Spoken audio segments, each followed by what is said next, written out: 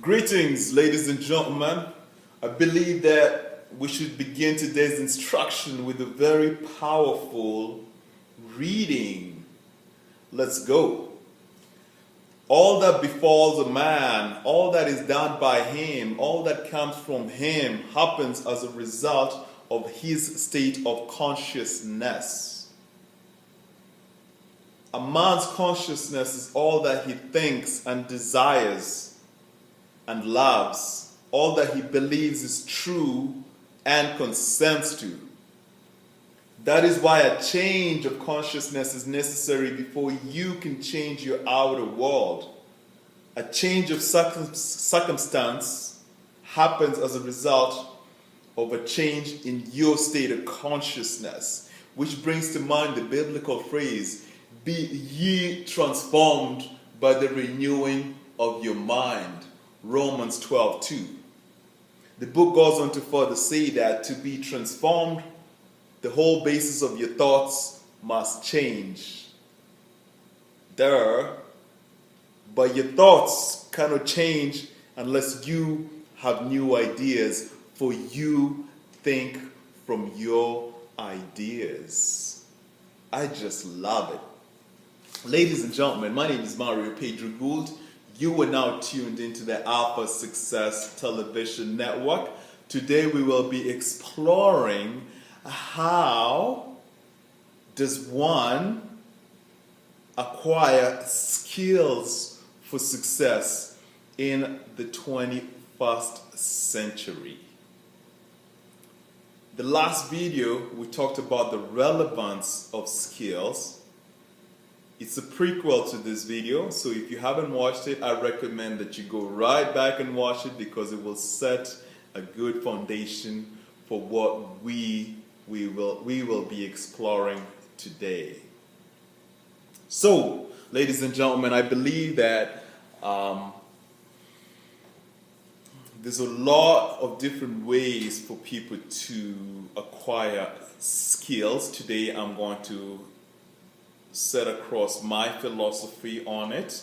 Of course, this philosophy is based on a premise that people that are ultra successful, millionaires, billionaires, are very intelligent because they have a repertoire of skills that they can draw from to solve a huge amount of problems. So, a caveat is that my life may be totally different from your life in terms of my goals, in terms of my ambitions, and in terms of how I choose to meet those goals. So do not pay too much attention on the intricate details. However, I'd like you to grasp an overall understanding of what I speak of today and glean some ideas from it and see if you can apply it in your life. So how do we acquire skills for the 21st century? I believe the most important decision that you would make before you decide even what skills that you need is you would look long range as to who you would like to become. The ordinary people look at things in the short range, next month, 6 months down the road. The extraordinary individuals look at things 7 years down the road. Who am I going to be in 7 years? What am I going to be doing? What am I going to have? How am I going to show up in the world? So, when I was looking at my own status in life, I always have had a magnificent obsession to build a $1 billion international import-export company. I am presently 33 years of age, and my vision is by 43, I have this international business conglomerate established. So I went back, now knowing where I'm going, knowing my goal, I went back and based on the premise that very successful individuals are very intelligent and have a repertoire of skills, I went back and decided and thought, well, what skills am I going to need to have in my pocket over the next 7 years, not this year. And when I thought about the skills that I need, then I went back and I sat down and I did my homework. I took out my notebook and I plotted my next 7 years as to the path of the education that I'm going to be accumulating as I'm building my business. Mine is going to be different from yours, but the concept is the same. Let me share with you mine. So I presently, because I've chosen to play my game in the field of business, that's where my education is pretty much structured. So, in September of this year, I'm pretty much finishing my MBA. Then I'm going to take a year off to build my business. But in that year off, I'm going to take 6 months leadership program, 6 months executive program, in Royal Roads University and University of Victoria. Then I'm going to go back, to school as my business is growing and, do 1 year in international business in Queens. Then I'm going to take a year off and go back and apply the information that I have acquired to build my business further. At that point, my business will have a lot of people that are depending on me for leadership. So I'm going to go back and do a 2-year program in a master's in leadership. Okay, at the same time when I'm doing my business. You see what's going on here? So my skills are driving my business is driving the skills that I need. Then I'm going to go into the US and do a master's in entrepreneurship, a master's in international marketing as I build my business.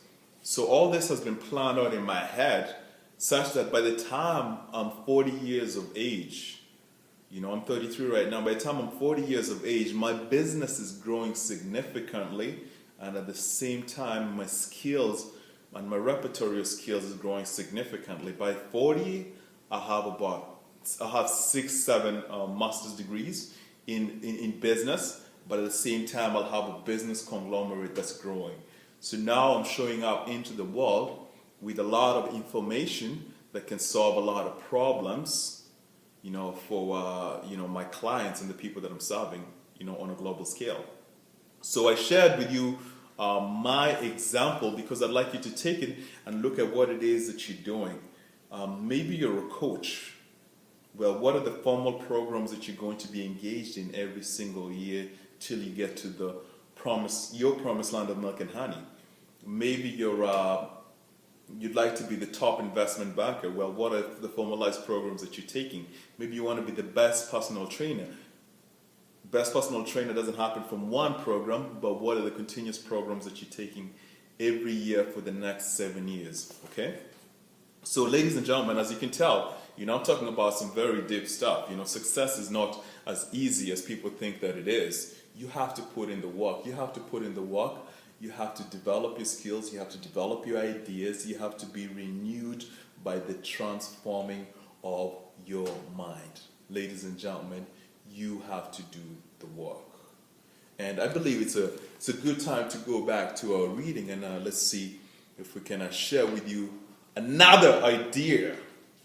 Okay, metaphors. I love metaphors. Do you love metaphors?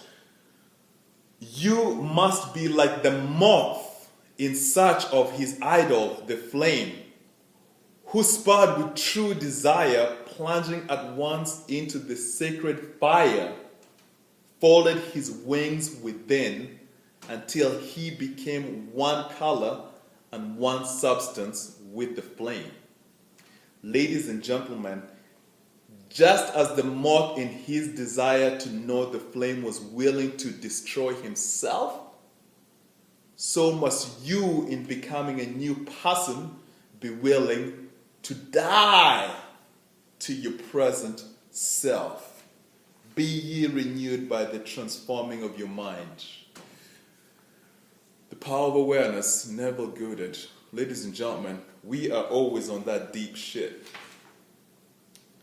If you would like to be a success, embrace the learning process. Have a long-range vision. Execute the vision, and you too will live the American dream. Adios!